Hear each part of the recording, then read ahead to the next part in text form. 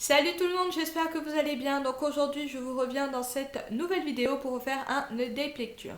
Je tiens tout d'abord à m'excuser de ma tête, mais j'avais pas envie spécialement de me maquiller parce que je reste à la maison aujourd'hui, donc je suis encore en tenue de maison, donc forcément je n'avais pas envie, mais alors pas du tout, envie de me maquiller, donc je me suis juste un peu coiffée parce que ça ressemblait à rien, mais bon voilà, donc je tenais à m'excuser d'avance. Donc la dernière fois, j'ai lu, depuis la dernière fois, voilà, j'ai lu Doctor Who, Temps d'emprunt de Naomi A. Alderman aux éditions Milady. Cette collection de livres a été arrêtée par Milady et j'ai eu la chance quand même de trouver le dernier tome qui me manquait parce que il n'était plus nulle part, donc j'étais super heureuse. Et comme je suis fan de Doctor Who et que vous avez la saison 9 qui a repris là depuis 3 semaines, donc je me suis dit pourquoi pas relire un tome avec un ancien docteur. Donc dans celui-là, on va retrouver le docteur Amy et Rory dans la machine qu'on appelle TARDIS.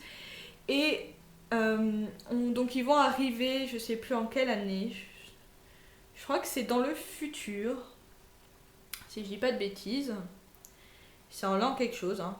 Je sais pas, c'est pas marqué. Donc, et ils vont se retrouver en fait face à des donneurs de temps. Voilà, ils vont vous donner du temps, mais en contrepartie, vous allez en fait vous allez devoir leur rendre ce temps que vous avez emprunté. Donc, mais pour eux, ils se disent oui, bon, j'emprunte 2 heures et je vais en devoir 4, alors qu'en fin de compte, c'est accumulé. C'est-à-dire que vous prenez 2 heures plus 2 heures, c'est pas 8 heures que vous devez, mais le double ou le triple des 4 heures, enfin bon. Tout un stratagème. Et le docteur va essayer donc de démêler tout ça. Il arrive à prendre le temps par rapport avec cette petite montre. Je sais pas si voilà, vous allez très très bien la voir, mais c'est avec cette montre.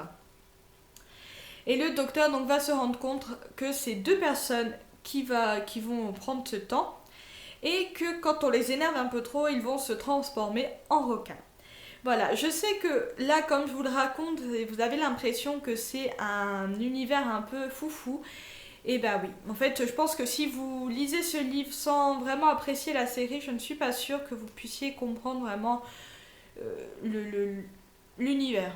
Voilà, je pense que d'abord, il vaut mieux regarder la série, voir si vous aimez la série, parce que ce que j'aime bien avec Doctor Who, c'est que vous n'avez pas de juste milieu. Si vous ne pouvez pas dire ouais, ça va sans plus, quoi. Non, non, c'est vous aimez ou vous détestez. Donc au moins, il n'y a pas de juste milieu. Moi, perso, j'adore et c'est pour ça que j'ai lu ce roman. Pour ce qui est des personnages, on retrouve toujours le docteur un peu foufou avec ses grands... Enfin, moi, je l'imagine trop avec ses grands gestes. Amy qui fait toujours des gaffes et Rory qui est jaloux que Amy soit tombée quand même un petit peu amoureux du docteur parce que Rory est le mari de Amy. Donc voilà dans l'ensemble vraiment les personnages parce que c'est un peu difficile de les décrire. Et pour ce qui est de l'histoire générale, ça reste vraiment dans l'univers du docteur. Voilà, c'est si vous aimez vraiment la série, voilà, je vous conseille de le lire. On a quand même un peu comme dans la série ce côté où on a un petit peu peur quand même pour les personnages, même si on sait qu'à la fin ils vont ressortir parce que vous savez toujours qu'avec le docteur c'est happy end à la fin. Voilà, donc franchement, moi j'ai beaucoup aimé. Je les lis, j'en ai encore quand même 4 ou 5 à lire, mais je les lis toujours à des intervalles assez longs parce que comme je sais pas si je l'ai dit au début de la vidéo, Milady a arrêté la publication de ses livres. Donc forcément, j'ai envie de laisser perdurer un petit peu mon envie de lire du Doctor Who. Donc voilà. Mais en tout cas, si vous êtes fan, comme je pense que certains le sont, n'hésitez pas, il est super. Le deuxième que j'ai lu, c'est je ne l'ai plus en ma possession, je l'ai passé, enfin je l'ai pas en ma possession, je l'ai passé à ma sœur. Et du coup, j'avais lu le club Vesuvius, une aventure de Lucifer Box de Marc Gatiss. Donc, il se présente comme ceci, donc sans édition Bragelonne. D'ailleurs, je tenais encore à les remercier de me l'avoir, enfin pas gentiment envoyé, mais j'ai gagné le concours qu'ils avaient fait et je suis quand même super heureuse. Encore merci de cet envoi. Pour ce qui est de l'histoire, on va retrouver Lucifer qui est un genre, enfin qui est pas un genre, c'est un agent secret de la reine. c'est plutôt celui qui assassine les gens que la reine ne veut plus. Voilà, la reine, on ne la voit jamais dedans, il ne faut pas s'inquiéter. Mais voilà, on sait qu'il travaille pour la reine.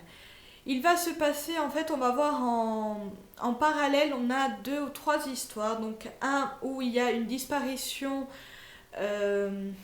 d'une femme et que son meilleur ami va être accusé. Lui, bien sûr, il y a l'histoire principale où il va essayer de trouver le méchant parce qu'il tue un ancien groupe de scientifiques. Et je crois qu'il n'y en a pas de troisième, je crois qu'il n'y en a que 2 en parallèle. Oui, voilà. Et donc pendant tout le long, il va mener son enquête et va essayer de savoir qui fait tout ça, qui l'embête tout le temps. Et il va se remettre beaucoup en question quand même. Pour ce qui est du personnage, j'ai beaucoup aimé Lucifer parce que il a ce côté un peu James Bond, mais en même temps, tout le travail de Sherlock Holmes, de la série Sherlock, pour ceux qui auraient vu. Franchement, quand je l'ai lu, je m'imaginais trop en train de le voir avec toutes ces images comme dans Sherlock et d'arriver à un point, à un point où voilà, il dit bon, on va faire ça parce que ça. Mais il a aussi ce côté un peu trop James Bond que j'aime pas trop parce que oui, je vais me faire peut-être jeter des pierres, mais je n'aime pas James Bond. Pour ce qui est en tout cas de l'histoire principale, j'ai beaucoup aimé. Ça reste dans les classiques des méchants et des gentils. À la fin, il y a le méchant qui veut faire péter la planète, mais il a une manière d'écrire qui vous donne vraiment envie de savoir la suite. Il y a un petit peu des phénomènes paranormaux et quand vous arrivez à... Bon, c'est vrai qu'il y en a certains, j'ai quand même réussi à découvrir qui c'était bien avant qu'ils me le disent, mais c'est pas non plus 50 ans avant. C'est pas genre d'ici les 20 premières pages, j'ai su qui était le méchant. Hein. C'est peut-être, allez... un peu plus de la moitié du roman, j'ai su qui était le tueur, mais bon, je n'avais pas compris pourquoi il faisait ça. Mais à la fin, franchement, c'est vraiment...